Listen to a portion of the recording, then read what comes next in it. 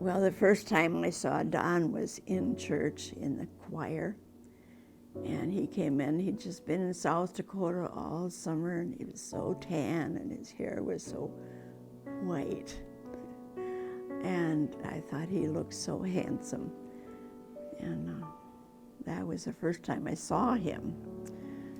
And then my mother and I went to the drugstore where he worked.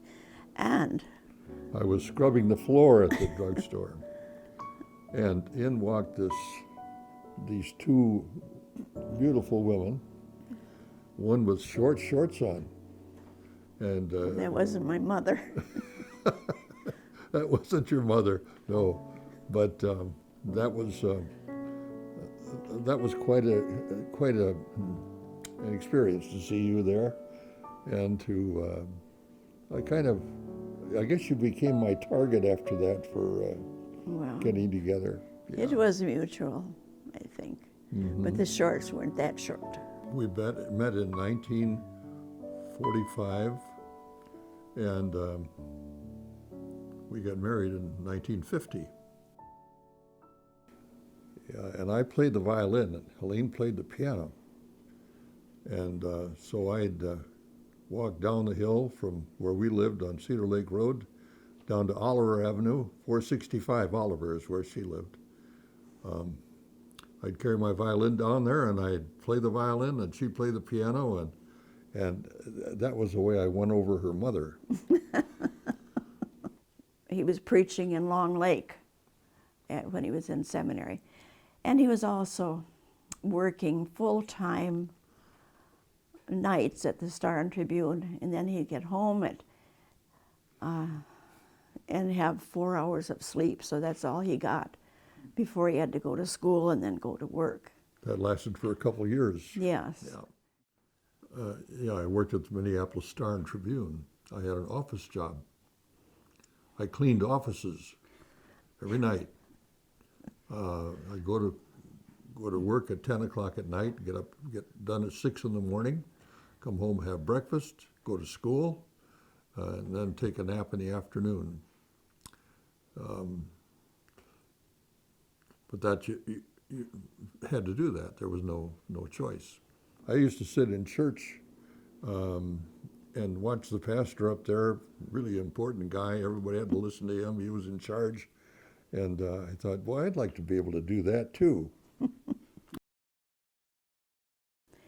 And my dad was on the road a lot, and he would always pick up hitchhikers. So he picked up a couple of seminary students, and he invited them to stay for the weekend and preach on Sunday. And I thought those guys were just the nicest people, and I wished then that I could marry a minister, really. I was one of those kids in high school that had a car to drive. Nobody else had cars. I was pretty popular for a while there. Everybody wanted to double date with us because we had a car, you know. So that was an interesting thing. Went to West High School. That's where we met. West High School. They named the school after me. Did you know that? In Minneapolis. Graduated from there in 1948. From there, we had a couple of years before we got married, and that began an interesting time because we were both in college and married, and then along came Philip. I think after a year and a half after we were married, he was born, and that began a series of 6 children, 4 boys and 2 girls. It's funny how that happens.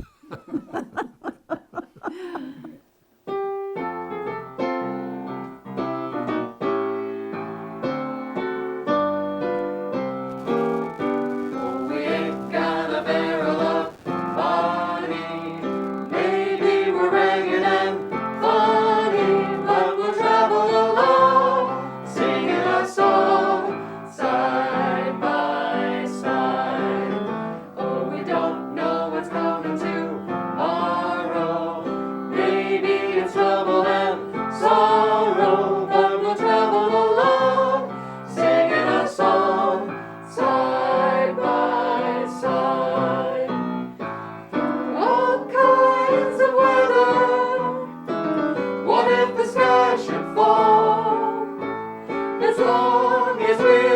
together.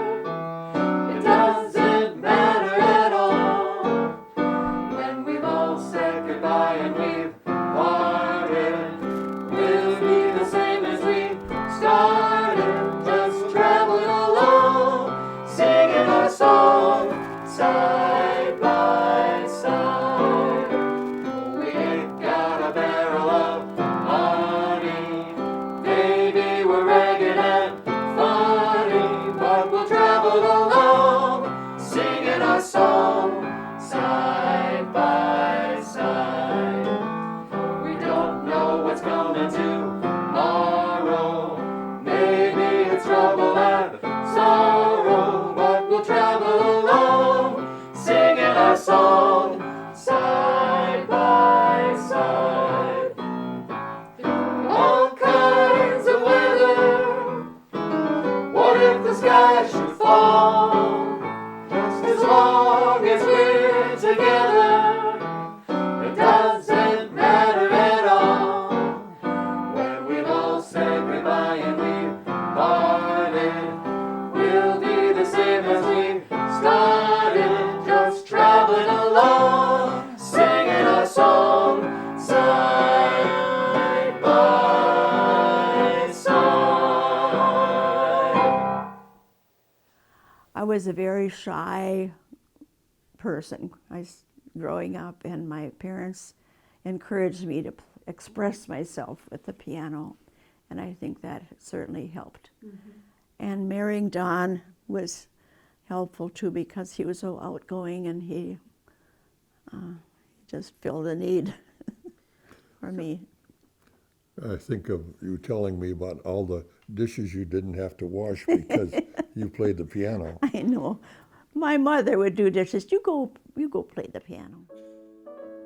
When we were in Halleck, I had a neighbor who had a piano, and she showed me how to play the scale. And I came home and I was practicing on the table, playing the scale.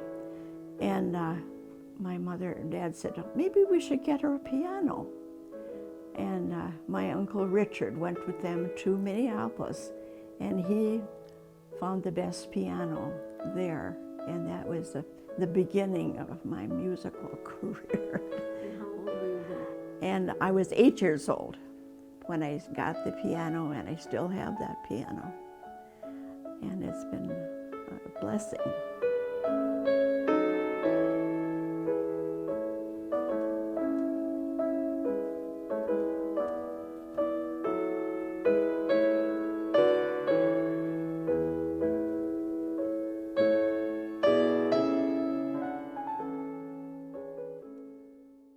Phil was born in 52, and Stephen came in 53, and then we had a miscarriage, and Nathan came in 56. And we had 6 children in 8 years. And I got sick, I was in the hospital, and the people were so kind and generous financially, and they helped. We had to hire a woman to come in and be with the kids and help to clean. Those were rough years, but the people were so happy to see us, and they were so generous in helping us. What put Helene in the hospital was postpartum depression after all those children. And she had a lot of work to do, a tremendous amount of work. And it was really stressful for her. How many we had to have in diapers at one time?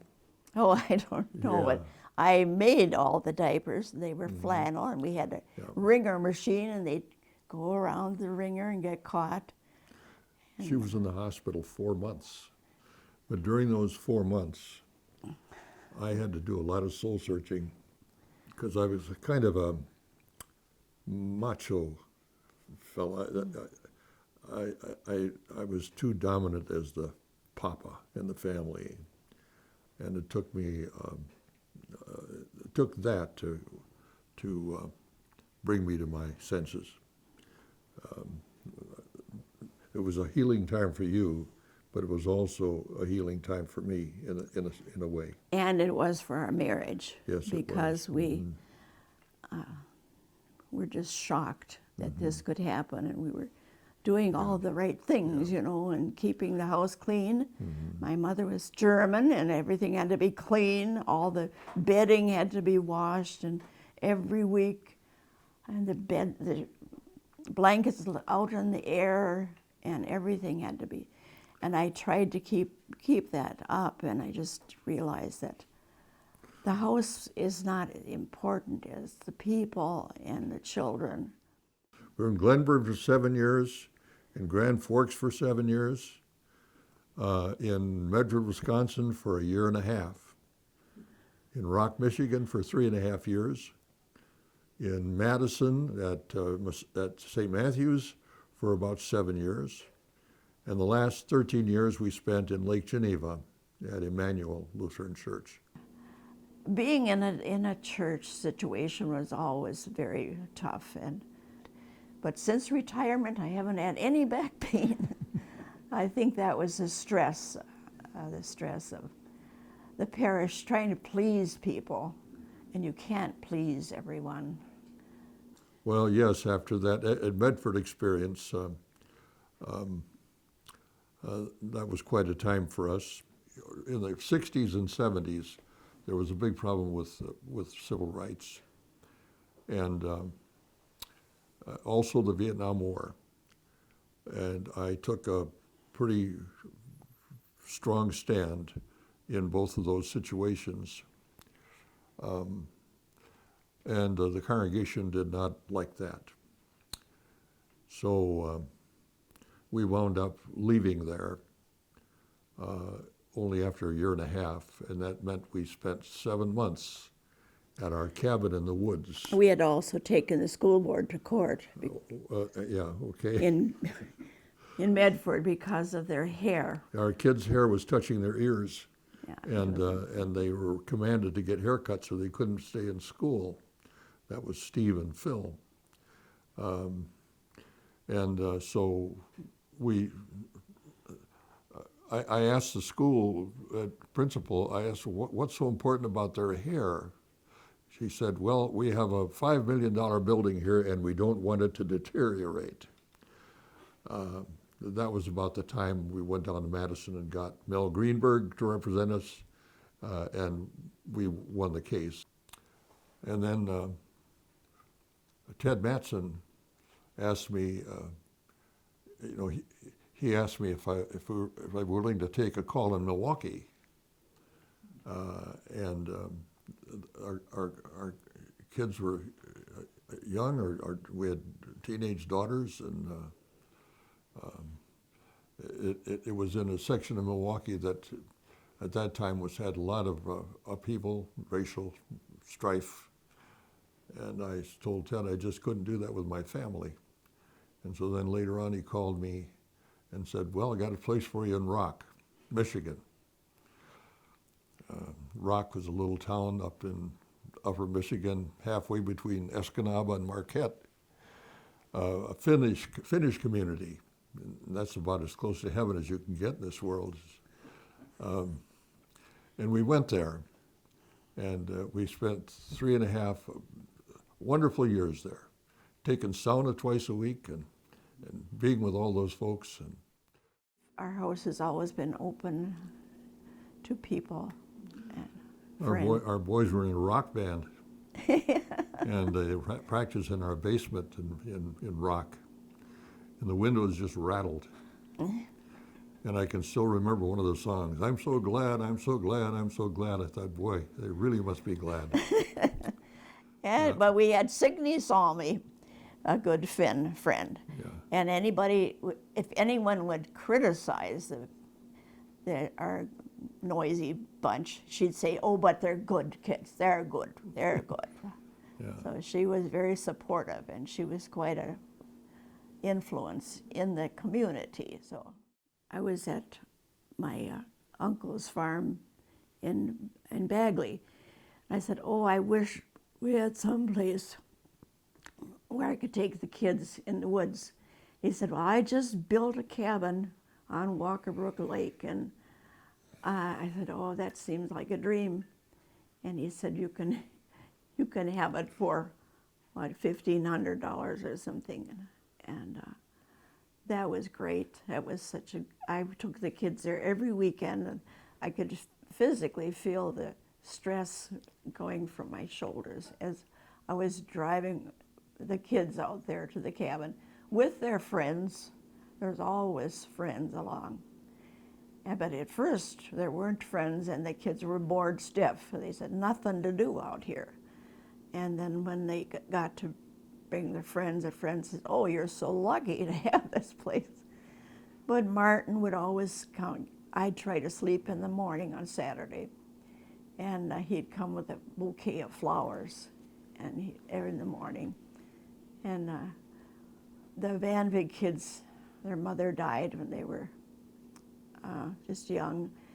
And Steve and John, who was the oldest, he was 10, they took the canoe across the lake, and they were going to camp for the night, you know.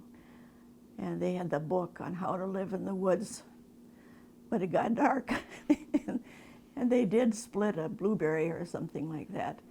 But in the middle of the night, I heard scraping of the kettle in the kitchen, and they were coming home to have some leftover stew or.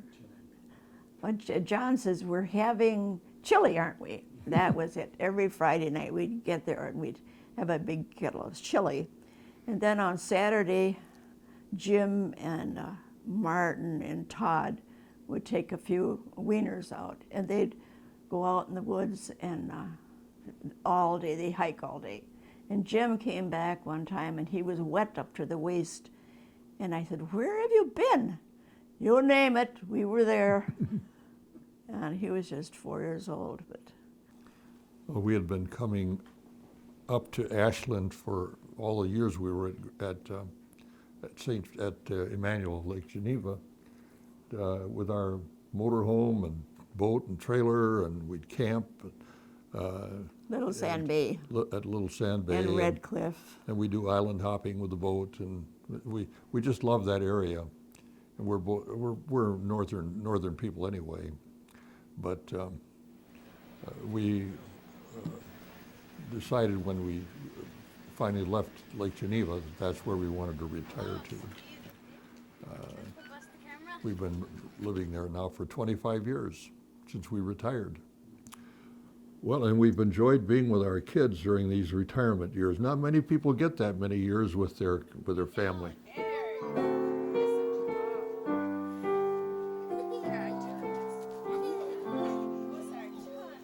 Tell me why the stars do shine. Tell me why the ivy twines. Tell me why the sky's so blue. And I will tell you just why I love you. Because God made the stars to shine. Because God made the ivy twine. Because God made the sky so blue. Because God made you, that's why I love you.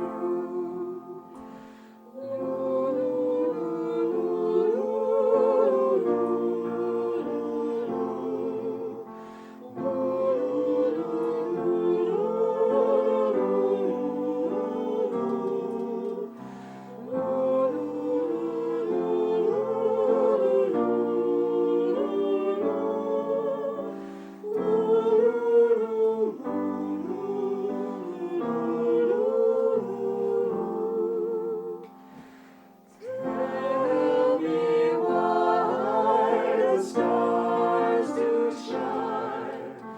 Tell me why the ivy twines. Because God made. But we've done a lot of things together, and we've enjoyed Walker Brook Lake. It's really been something to be there and not have to worry about how we're paying our bills and that sort of thing. Yeah. And of course, underlying all of this is the fact that the Lord has led us through all of this and has been with us in all of our ups and downs,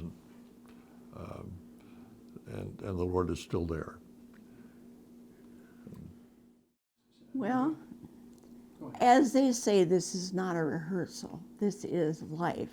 And each day is important, I think, that we remember that we love each other and we're not going to hurt each other, because there's enough to fear outside, and home should be a place where we can relax and love each other and welcome people. And we thank you. Thank you all for how you have helped us. We couldn't get down to Florida and back without our kids helping us drive and taking such good care of us. There were times when there were differences between us that got us angry. Now those same differences are something we chuckle about. Something about getting old and aging, you know, like cheese or wine. Yeah. We've had so many people say, 6 children? I said, well, that is a blessing, because we just enjoyed each one. And we're missing Nathan. We're all missing Nathan. But he added a dimension too. We've watched our kids go through their struggles too. It hasn't been easy for anybody growing up and moving forward in life. There are all kinds of pitfalls and problems, and each one has had their own in their own way. And it's been wonderful to see our children come through that. And we're so happy about the partners that our children have found in life. They've been wonderful additions to our extended family. So we're grateful. I guess the biggest thing I would say is thank you. Thank you, Lord. Mm-hmm. And you were the first person who really loved me for myself, and you would not give up. You just were a constant, and you have been for all these years.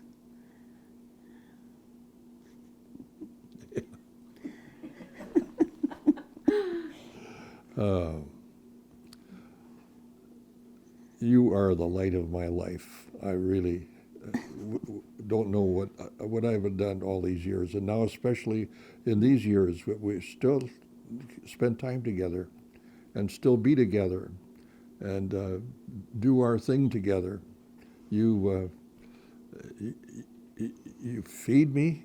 Oh, You wash my clothes. oh my. You take care of me, and I take care of you. I fix your car. I take care of the finances, and somehow we've gotten to be a pretty good team. You bet. But beyond that is all of the wonderful years we've had. And we've had our ups and downs too. But see, the Lord has seen us all through that too. Mm-hmm. I think we respect each other, and we don't want to hurt. We don't want to hurt each other. We do it once in a while, but not on purpose. we do it because we forget how precious we are to each other. Yeah.